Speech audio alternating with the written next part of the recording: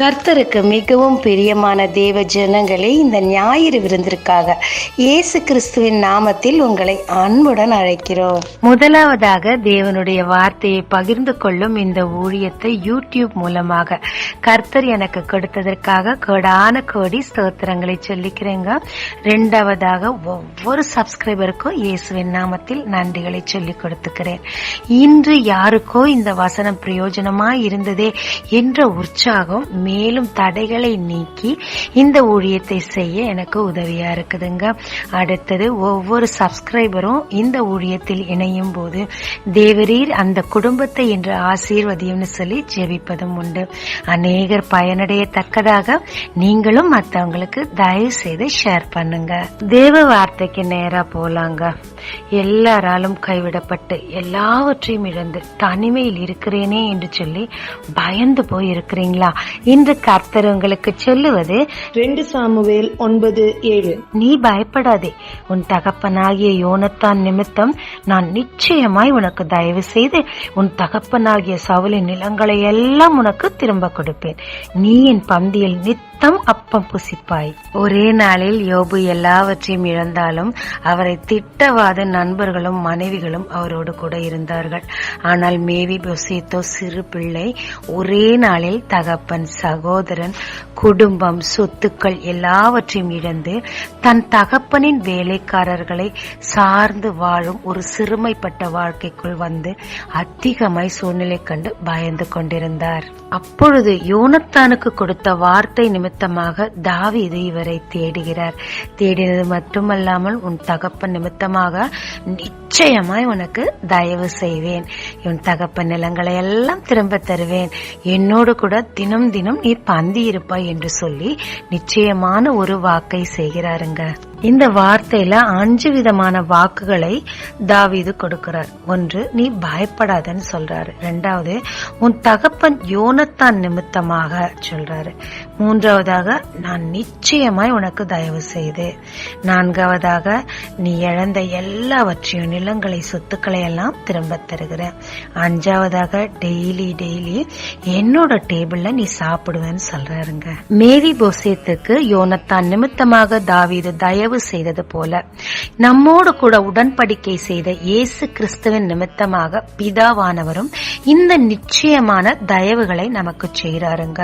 இந்த தயவு என்றால் என்ன? இந்த தயவு நமக்கு என்ன கொண்டு வரும்? இந்த தயவை பெற நாம் என்ன செய்ய வேண்டும்னு கீழ்கண்ட வசனங்கள்ல பார்க்கலாங்க. முதல்ல தயவு என்றால் என்ன? ஒருத்தருடைய வாழ்க்கைக்கு பயனுள்ள மாற்றத்தை ஏற்படுத்த ஒரு ஸ்டெப் முன்னாடி எடுத்து வைக்கிறது தயவுன்னு சொல்லப்படும். இது ஒரு கிஃப்ட். இது எந்த வகையான உணர்வும் கிடையாது. இது ஒரு வகையான கிஃப்ட். இது என்ன அர்த்தம்னா ஒப்புக்கொள்ளுதல், ஏற்றுக்கொள்ளுதல், சிறப்பான பலனை கொடுக்க ஆசீர்வாதத்தை கொண்டு வர உதவுவதுன்னு சொல்லி அர்த்தங்க. தாவீது சவுல் நிமித்தமாக வெகு பாடுபட்டாலும் அவர் குமாரன் யோனத்தான் இவருக்கு நண்பனாகவும் நன்மை செய்கிறவராகவுமே இருந்தார். எனவே அவர் உயிரோடு இருக்கும் போது உன் சந்ததியை நான் பார்த்துக் கொள்ளுவேன் என்று சொல்லி அவரோடு ஓர் உடன்படிக்கை பண்ணினார். எல்லாரும் இறந்த பிறகு அவர் சந்ததிக்கு உதவி செய்யத்தக்கதாக யாராகிலும் உண்டா என்று சொல்லி பார்த்து மேவி பொசேத்தை கண்டுபிடித்து அவருடைய வாழ்க்கையில் பயனுள்ள ஒரு மாற்றத்தை கொண்டு வரத்தக்கதாக, இழந்த எல்லாவற்றையும் கொண்டு வரத்தக்கதாக அவருக்கு நிச்சயமாய் தயவு செய்வேன் என்று வாக்கு பண்ணுகிறார். இந்த நிச்சயமான தயவு நம் வாழ்க்கையில் எப்படி பலிக்கிறது? மேவி போசேத்திற்கு யோனத்தான் நிமித்தமாக தாவீது தயவு காட்டினார். அதுபோல இயேசுவின் ரத்தத்தின் மூலமாக உடன்படிக்கை செய்த நமக்கு இயேசு கிறிஸ்துவின் நிமித்தமாக பிதாவானவரும் நிச்சயமான தயவை நமக்கு தருகிறாருங்க. தேவனிடத்திலிருந்து இந்த தயவை பெற நமக்கு தடையா இருப்பது என்னங்க? பயம். அதனாலதான் இந்த வசனம் ஆரம்பத்திலேயே பயப்படாதே அப்படின்னு சொல்லி வருது.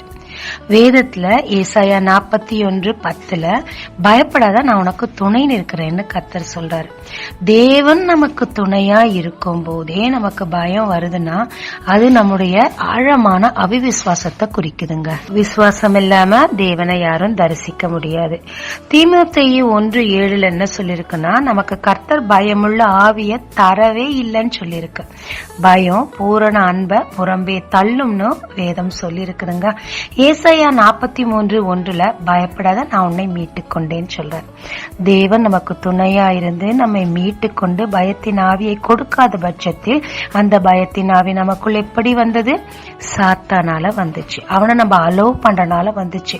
அவன் பொய்களை நம்பி அவிவிசுவாசப்படுறதுனால வந்துச்சு. அப்ப இந்த பயத்தை எப்படி மேற்கொள்ளணும்? தேவனுக்குரிய பயம் நமக்கு இருக்கும்போது இதை மேற்கொள்ளலாங்க. கர்த்தருக்கு பயப்படுற பயம் ஞானத்தின் ஆரம்பம்னு வேதம் சொல்லுது. ஏசாயா 33:6 தேவனுக்கு பயப்படுறதுதான் பொக்கிஷம்னே சொல்லுதுங்க.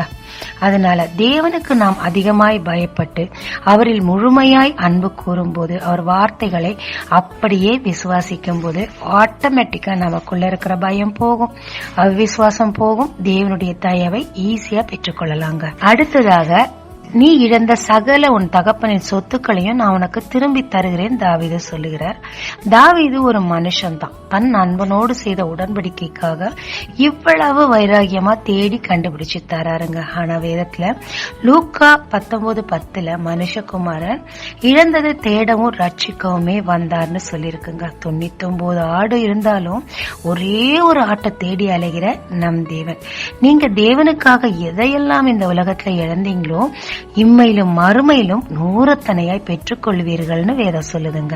கெட்ட குமாரன் எனப்படும் நல்ல குமாரன் தன் இச்சை நிமித்தமாக தகப்பனின் சுதந்திரத்தையும் சொத்துக்களையும் இழந்து போனார். ஆனால் அவர் மனம் திரும்பின போதோ தேவ தயவு அவரை சூழ்ந்து கொண்டு அவர் இழந்த எல்லாவற்றையும் முத்திரை மோதிரத்தையும் அவருக்கு திருப்பி கொடுத்தது.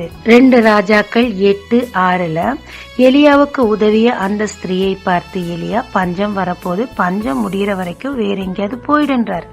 அந்த அம்மாவும் போயிட்டாங்க. பஞ்சம் முடிம்பி திரும்பி வந்த போது எல்லாமே அவங்கள விட்டு போயிடுச்சு.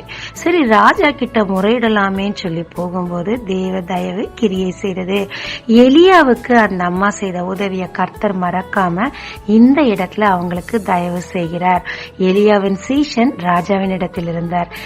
அந்த ராஜா அந்த சீஷனை பார்த்து, எலியா செய்த அற்புதத்தை எனக்கு சொல்லு அப்படின்னு சொல்லும் போது இந்த ஸ்திரீக்கு செய்ததை அவர் சொன்னார். உடனடியா ராஜா இந்த ஸ்திரீ இழந்த சொத்துக்கள், நிலங்கள், அதன் வருமானங்கள் எல்லாவற்றையும் திரும்ப கொடு என்று சொன்னார். தேவ தயவு ராஜாவின் மூலம் இந்த அம்மா செய்த நன்மைக்கு பதில் நன்மை செய்தது. அடுத்ததாக பந்தியிருப்பு. மேவி போசேத்திற்கு தாவீது ஒரு வாக்கு கொடுக்கிறார். இனிமேல் தினம் தினம் என் டேபிள்ல என் கூட நீ சாப்பிடுவ அப்படின்னு சொல்லிட்டு. இந்த பந்தியிருப்பு எதை குறிக்கிறது? மனுஷன் அப்பத்தினால் மட்டுமல்ல தேவனுடைய வாயிலிருந்து பிறக்கும் வார்த்தைகளாலும் பிழைப்பான்னு சொல்லி இருக்கு. வேத வசனமே நம்முடைய ஆவிக்குரிய ஆகாரமாய் இருக்கிறது. இதை தேவன் தினம் தினம் நமக்கு தருகிறவராய் இருக்கிறார். இரவும் பகலும் அவருடைய வேதத்தை தியானிக்கிற மனுஷன் பாக்கியவான்னு வேதம் சொல்லுது. சங்கீதம் 23:1 உன்னை சரியான இடத்திற்கு அனுப்பி சரியான ஆவிக்குரிய ஆகாரத்தை தருகிறேன்னு சொல்லுகிறார். 23:5 சத்துருக்கள் மத்தியில தைரியமா நீர் எழுந்து நின்று பேசத்தக்கதான வார்த்தைகளை உனக்கு தந்து அந்த ஆகாரத்தையும் தருவேன்னு சொல்றாருங்க. வெளிப்படுத்துதல் 3:20 கதவை மட்டும் தர, உன் கூட வந்து நான் தங்கி உன் கூட நான் சாப்பிடுறேன், என் கூட நீயும் சாப்பிடுன்னு சொல்றாரு. இந்த பந்தி எதை குறிக்கிறது என்றால் தேவனுடைய சத்தத்தை கேட்க வேத வசனத்தை நாம் வாசிப்பதும் நம் சத்தத்தை அவர் கேட்க ஜெபிப்பதுமாய் இருக்குதுங்க.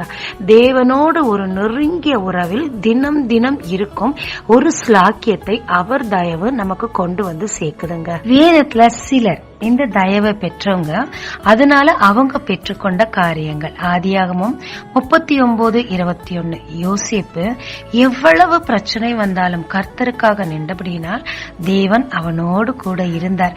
தேவ தயவு அதிகாரிகள் கண்களிலும் அவருக்கு கிடைத்தது. ஆமாங்க, இதனால் அவருக்கு கிடைத்த விளைவு என்ன? மனுஷர் கண்களிலும் தேவன் கண்களிலும் தயவு கிடைத்தபடியினால் சிம்மாசனத்தில் அமர்ந்தார். 1 சாமுவேல் 2:26 சாமுவேலுக்கு தேவ தயவும் மனுஷனோட தயவும் இருந்துச்சுங்க. தேவ தயவு எப்ப நமக்கு கிடைக்குதோ உடனடியா மனுஷர் கண்களையும் நமக்கு தயவு கிடைக்குங்க. இது இவருக்கு என்ன செஞ்சிச்சு? அவ்வளவு பெரிய ஒரு தீர்க்கதரிசி, ராஜாக்களை அபிஷேகம் பண்ணும் ஒரு பெரிய கனத்திற்குரிய பாத்திரமாக அவரை மாற்றிற்று.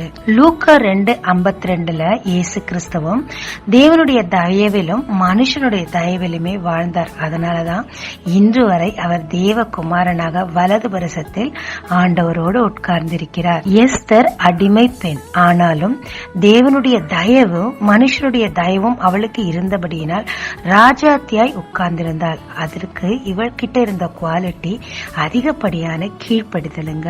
அது இவளை ராஜாத்தியாய் மாற்றிற்று. இந்த தயவை நாம் பெறுவதற்கு என்ன செய்ய வேண்டும்? ஏனோக்கு போல தேவனோடு நெருங்கிய உறவோடு இருந்து அவரோடு நடக்கணுங்க. ஆபிரகாம் போல கர்த்தருக்கு ஃப்ரெண்டா இருக்கணுங்க. யோசேப்பை போல தேவனுக்கு கீழ்ப்படியணும். மோசேவை போல அவர் நுகம் சாந்தம் அமைதியா இருக்கிற மாதிரி அந்த குணாதிசயங்கள் நமக்கு வேணுங்க. தாவீத போல அவருடைய சித்தத்தை செய்ய மிகவும் ஆர்வமா இருக்கணும். சாலமோனை போல ஞானத்தை தேவனிடத்தில் தேடணும். இவைகளெல்லாம் நம்மிடத்தில் இருக்கும்போது தேவன் நம் வாழ்க்கையில் ஒரு நல்ல மாற்றத்தை கொண்டு வர அவருடைய நிச்சயமான தயவை நம் வாழ்க்கையில் கொடுத்து நமக்கு என்று அவர் குறித்த அந்த மேன்மைக்கு நேராக நம்மளை நடத்துவாருங்க. எல்லாத்தையும் இழந்துட்டு நம்பினவங்க எல்லாம் துரோகம் பண்ணிட்டாங்க. என் சொத்துக்கள் எல்லாம் போச்சு. நான் உதவுனங்கள்லாம் காணாமலே போயிட்டாங்க. என் தனிமை என்னை வாட்டுது. இனி நான் வாழ தகுதியே இல்லையா என்று அழுது கொண்டிருக்கும் ஆத்துமாவே, இன்று கர்த்தர் உங்களுக்கு சொல்லுகிறார், தேவனுக்காக நீங்க செய்ததை அவர் மறக்க மாட்டார். ஒரு ஊழியனுக்கு கர்த்தருக்காக உதவி செய்த அந்த ஸ்திரீக்கு இழந்த எல்லாவற்றையும் தேவன் கொடுத்தாரே, உங்களை விட்டுடுவாரா என்ன? ஆனா கெட்ட குமாரன் மாதிரி எந்த இடத்துலலாம் தவறு செய்துங்க யோசிச்சு சரி செய்யுங்க. தேவன் இந்த நாளில் தன் தயவை உங்கள் மேல் சூழச் செய்து நீங்க இழந்த எல்லாவற்றையும் திரும்ப தந்து உங்களை ஆசீர்வதிக்கிறாருங்க. ஜெபிக்கலாமாங்க. தேவரீர் உம்முடைய நிச்சயமான தயவை எனக்கு கொடுக்க நீர் திட்டம் வைத்ததற்காக நன்றி.